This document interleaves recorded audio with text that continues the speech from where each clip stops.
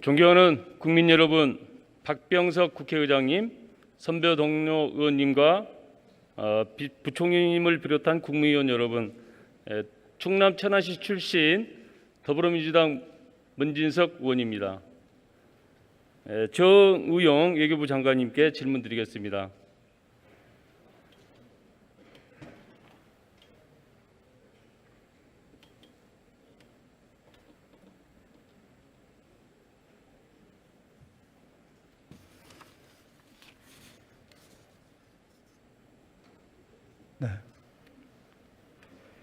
네. 최근 후쿠시마 원전 오염수 해양 방출과 관련하여 국민들의 우려가 커지고 있습니다.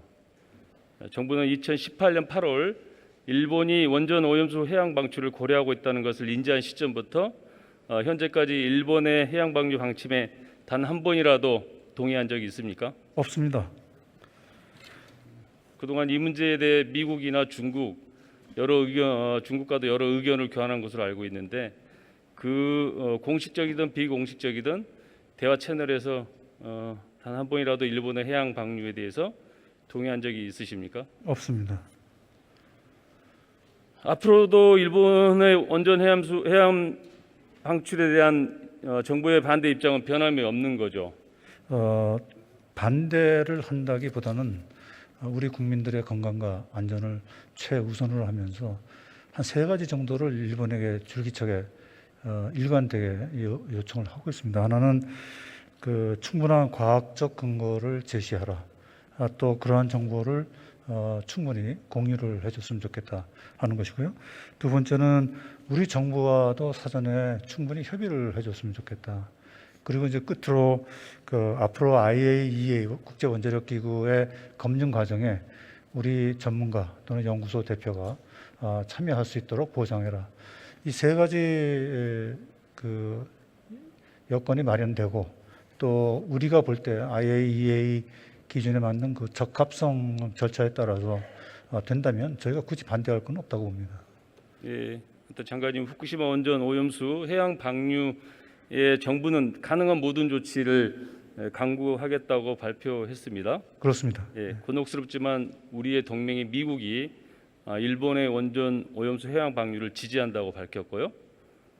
방한 중인 존 케리 미 대통령 기후 특사도 어제 기자간담회에서 IAEA와 일본 정부 협의를 신뢰한다고 그렇게 말한 적이 있습니다.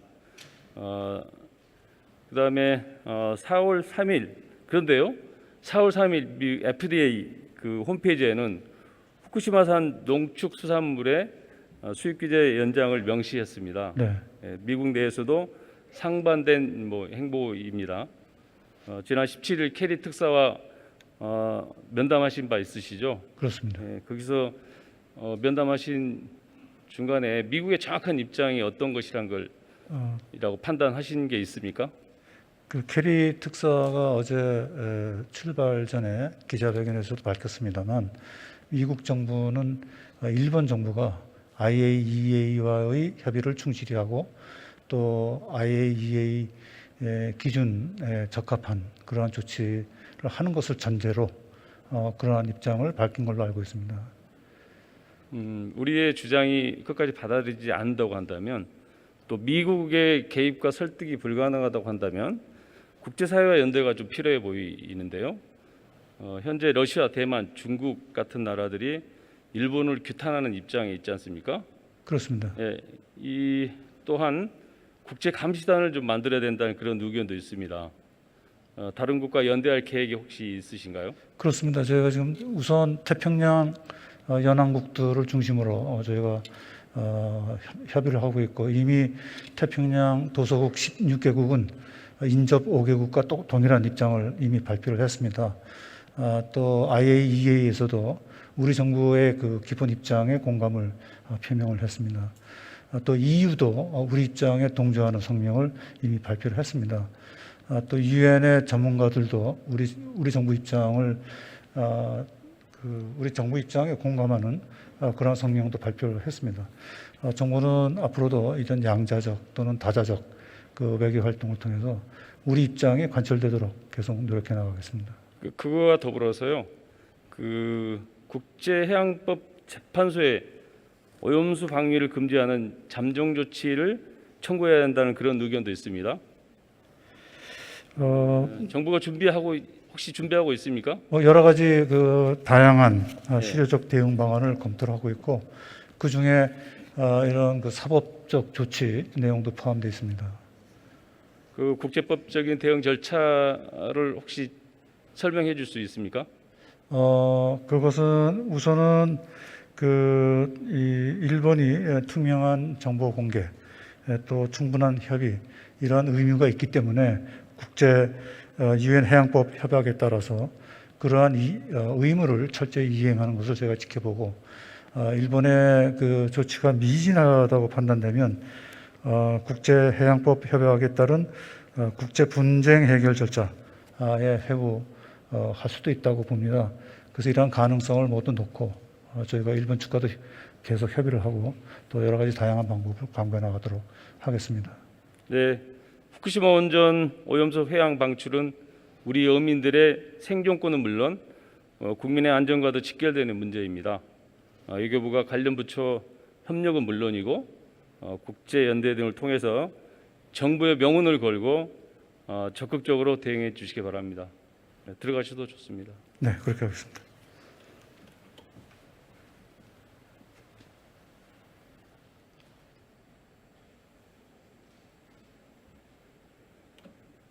존경하는 국민 여러분, 후쿠시마 원전 오염수 해양 방출에 대해 절대 반대한다는 정부의 방침은 일관되고 명확합니다. 하지만 여당은 대비로 외부 공개가 제한된 내부 보고서 중 일부 전문가의 의견을 꺼내 마치 정부의 입장인 것처럼 애곡하여 공개하였습니다. 또한 정부가 반대가 아닌 우려라고 표현했다며 미온적이라는 말장난을 하고 있습니다. 야당 대표마저 일본 따위의 빌미를 제공해서는 안 된다며 정부를 비난했지만 오히려 비공개된 보고서를 왜곡하여 공개함으로써 일본에 빌미를 준 것은 바로 야당입니다. 실제 지난 4월 16일 일본의 지지통신에는 이러한 국민의힘의 주장이 그대로 기사에 실려 일본 전역에 보도되었습니다. 후쿠시마 오염수 방출 문제는 정쟁의 대상이 아니고 국익에 관한 것입니다. 정당을 떠나 한 사람의 국민으로서 당부합니다. 국민의힘은 국익 앞에 함께 힘을 모아주십시오. 다음은 홍남기 부총리님께 질문드리겠습니다.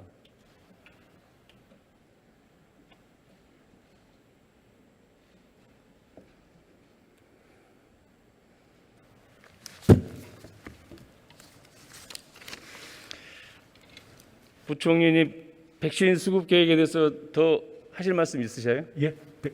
예, 아까 제가 네, 설명드리다가 말을 못 드렸는데요. 아마 저는 백신 수급과 관련돼서 국민들께서 많이 궁금해하시기도 하고 또 불안해하시는 측면도 있다고 봅니다. 다만 이 정부가 백신 관련해서는 백신 제조사와의 계약 관계가 말씀드리기에 좀 여러 가지 계약상 어려움이 있어서 상세하게 설명드리지 못한 감이 있어서 오늘 제가 조금만 말씀을 드리겠습니다. 이제까지 정부가 구매 계약을 맺은 거는 1억 5,200만 도즈분입니다. 그래서 사람 오면 7,900만 명분이고요.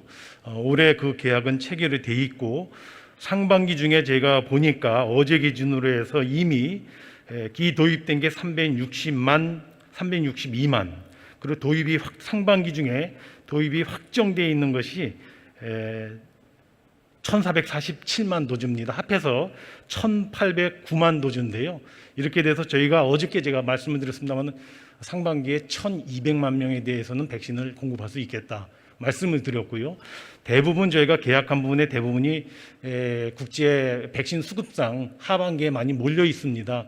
그래서 저희가 11월 달에 집단 면역이 되도록 돼 있다는 말씀을 드리고요. 지금으로서는 계약되어 있는 것이 착실하게 들어오면은 11월 달 집단 면역 달성하는 데는 문제가 없을 것 같습니다. 다만 최근에 일부 백신 공급에 대해서 여러 가지 여건 변화가 있어서 정부도 여러 가지 우려스러운 걱정스러운 부분에 대해서는 대응을 하고 있고요.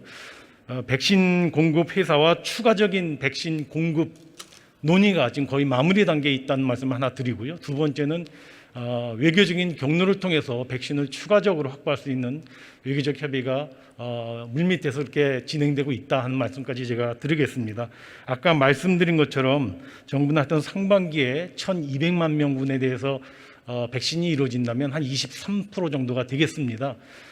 만약에 그 전체적으로 집단 면역이 이루어지려면 한 65%에서 한 70% 정도 돼야 되는데요. 11월 달 목표를 좀 더 앞당길 수 있는 다각적인 방안을 정부가 추진하겠다는 말씀을 드리고요.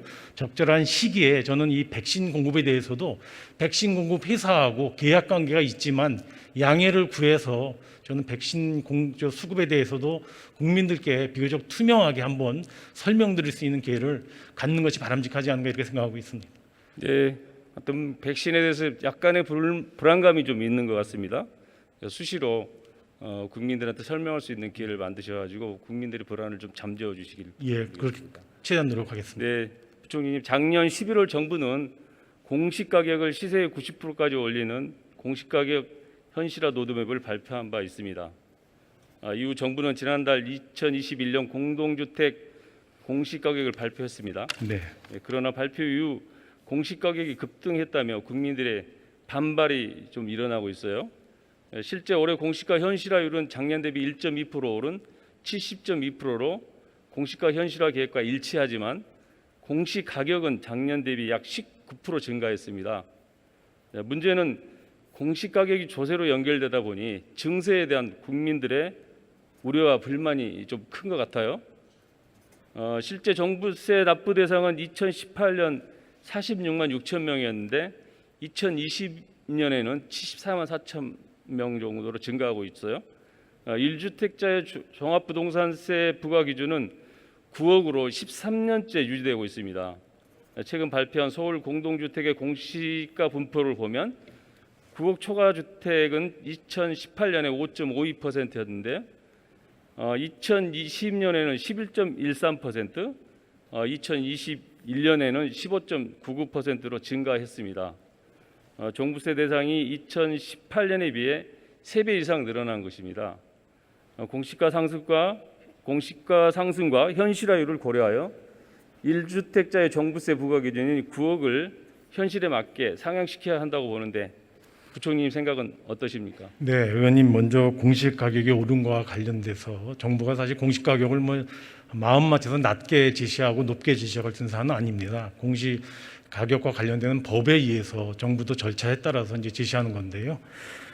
이번에 공시 가격이 오르는 걸 저희도 힘들게 결정을 했지만 대신 저희가 공시 가격 올리는 것이 증세 목적이 아니기 때문에 부동산 가격이 오르고 또 공시 가격 자체가 현실화율에 따라서 하다 보니까 좀 예정보다는 많이 오르는 셈이 됐습니다. 그래서 그 이전에 이와 같은 세부 부담을 경감시켜주기 위해서 여러 가지 재산세 요율도 인하하는 등 사전 조치를 취했던 것이고요. 의원님이 지금 질문을 주신 종부세와 관련돼서도 아무래도 공시 가격이 오르고 주택 가격이 오르다 보니까 종부세 대상자가 늘어난 게 사실입니다. 그리고 9억이라고 하는 기준이 말씀하신 대로 한 11, 12년 전에 만들어진 기준이기 때문에 제가 보기에는 거기에 대해서는 여러 가지 저도 그렇고 저희 기재부도 정부도 의견을 많이 받았습니다. 그래서 저희로서는 그 부동산 정책과 관련돼서 잘못된 시그널이 가지 않는 범위 내에서는 그러한 의견에 대해서도 같이 짚어보고 있다는 말씀을 드립니다. 그 문제는요. 그 증세 목적이 아니지만 네. 일부 국민들은 증세를 받아들이고 있다는데 문제가 좀 심각한 것 같아요. 그러니까는 현실화 시킨다는 것이 부동산 가격이 폭등했잖아요. 그러다 보니까 네. 공시가가 자연스럽게 올라가고 공시가가 올라가다 보니까 세금도 올라가게 되는 이런 그 연속적으로 이루어지다 보니까 국민들은 이제 증세로 받아들이는 겁니다. 예, 그러나 제가 한 가지만 더 말씀을 드리면은 종부세가 아까 말씀하신 대로 공시지가 9억 이하는 제외되기 때문에요. 사실상 주택 가격 4억, 한 13억 내지 14억 정도 시가 그 미만의 주택에 대해서는 종부세가 부과되지가 않습니다. 그래서 사실은 종부세를 내는 계층은 전 인구로 볼 때는 몇 퍼센트 안 됩니다. 그래서 대부분의 국민들은 종부세를 낼 대상에 포함이 안 돼 있고 사실은 전혀 관계가 없는 사안인데요. 그럼에도 불구하고 예, 그러나 종부세로 이제 새롭게 부과받게 되는 15% 분들, 육박하고 있다는 것은 그렇게 네, 간단하게 그래서 볼 일은 아닌 것 같아요. 그런 분들은 네. 아무래도 좀 피부로 와닿기 때문에 정부로서도 종부세 제도에 대해서 혹시 민의를 수렴할 수 있는 영역이 있는지를 지금 살펴보고 있다는 말씀을 이 드립니다. 공시지가 현실화에 따른 세부담을 낮추기 위해서 우리 정부에서도 6억 이하의 주택에 대한 재산세 감면을 발표했지 않습니까? 예. 근데 이것도 좀 실제로 살펴보면요, 감면 혜택을 받은 6억 이하 주택이 2018년에 87.2%에서 2021년에는 70.6%로 줄어들어요. 그러니까 국민들 입장에서는 감면을 받다가 어느 날 갑자기 감면 대상이 안 된다고 했을 때 불만이 또 생길 수밖에 없지 않습니까? 예, 그래서 이런 부분도 이게 이제 갑자기 부동산 가격이 폭등하는 바람에 이런 현상이 발생한다고 보는데요.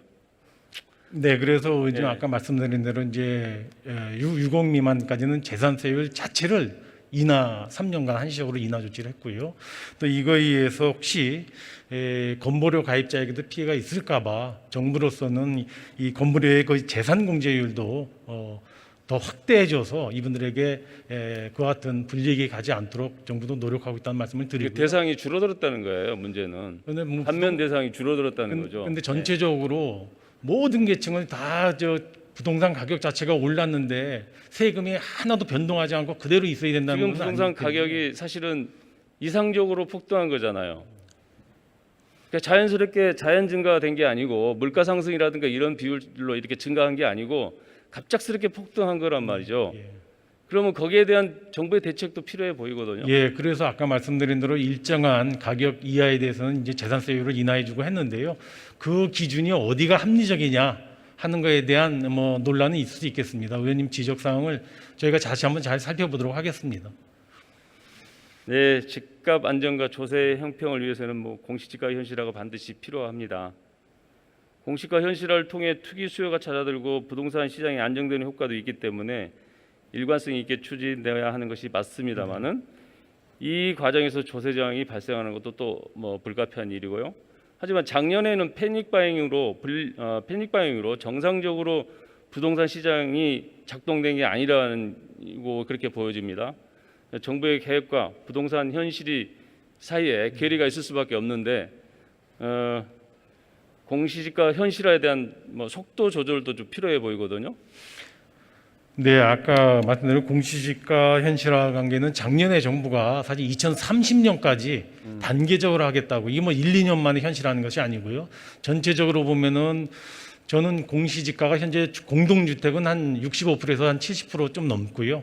사실 개별 주택은 55%밖에 안 됩니다. 과연 이대로 그냥 두는 것이 사회적으로 공정한지에 대해서는 여러 가지 의견이 있어서 정부도 현실화율을 높여나가겠다는 계획은 갖고 다만 2030년까지 단계적으로 하겠다는 건데요. 의원님 지적하신 것처럼 작년에 부동산 가격이 많이 뛰다 보니까 현실화율하고 부동산 가격 상승분하고 겹쳐서 그렇게 세부담이 늘어나는 그 부담을 갖게 된 것 같습니다. 아까 말씀하신 대로 정부로서는 세수 증가가 목적이 아니기 때문에 그런 부분에 대해서 가능한 한 부담을 줄여줄 수 있는 부분, 경감시켜줄 수 있는 부분에 대해서는 최대한 고려하도록 그렇게. 네, 공시지가 현실화뿐만이 아니고 1주택자 실거주자에 대한 세부담 완화 정책도 네.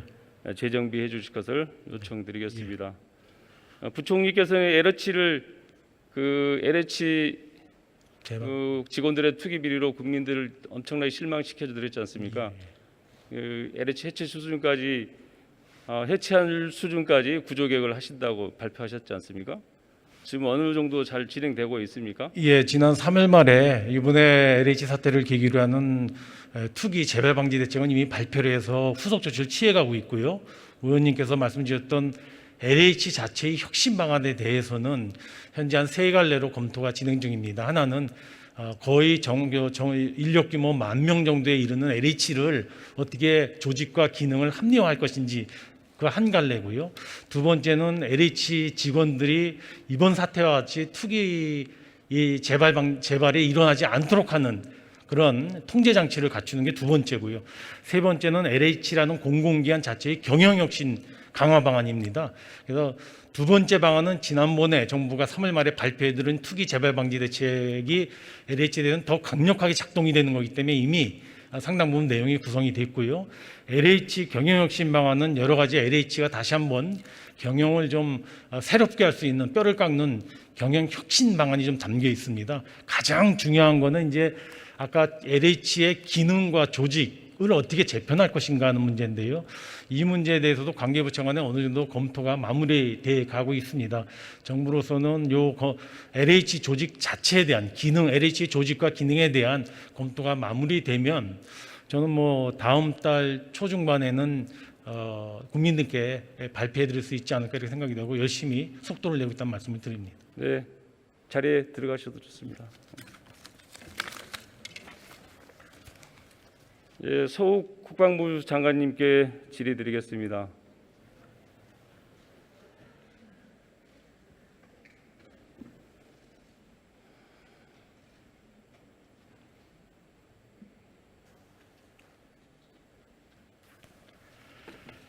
장관님, 문재인 대통령은 대선 공약으로 병사 월급 현실화를 약속했습니다.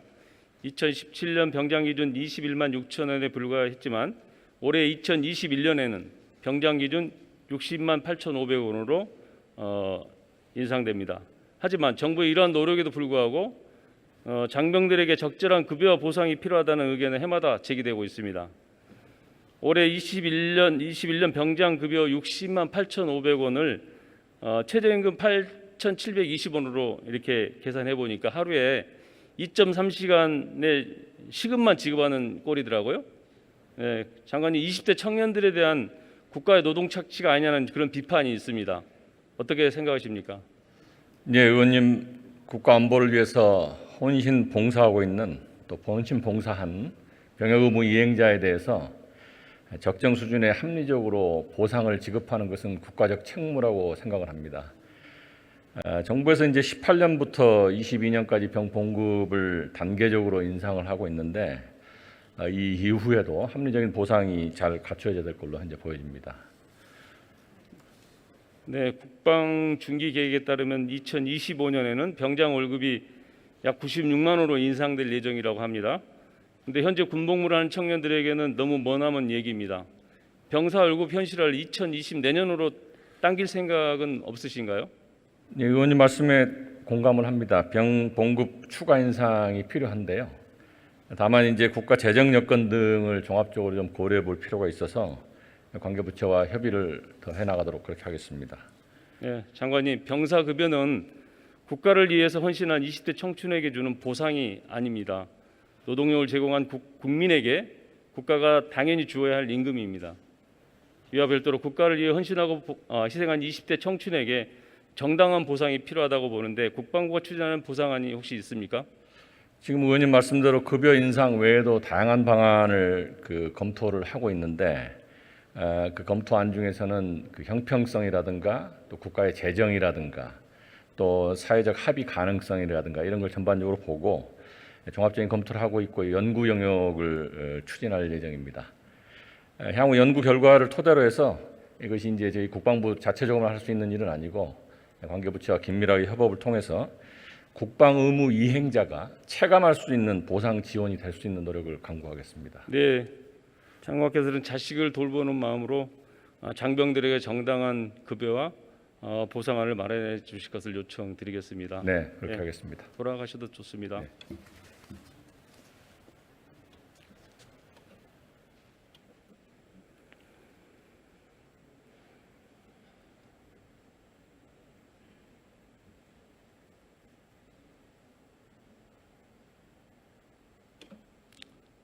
존경하는 국민 여러분, LH지구 부동산 투기로 국민 여러분께 큰 실망을 안겨드렸습니다.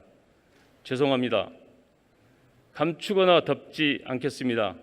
썩은 살을 도려내야 새살이 돋듯 공직사의 부정과 부패를 도려내서 국민의 신뢰를 회복시키고 공정의 칼을 우리 자신에게 향하도록 하겠습니다. 코로나19로 인한 민생 위기로 우리 국민들이 힘들어하고 있는 상황에서 일본의 후쿠시마 원전 오염수 방출 소식은 국민들을 더욱 힘들게 하고 있습니다. 더불어민주당은 민생과 국민 안전을 최우선 기치로 정부를 독려하고 국민이 만족할 때까지 정책과 입법을 통해 최선을 다하겠습니다. 끝까지 경청해 주셔서 감사합니다.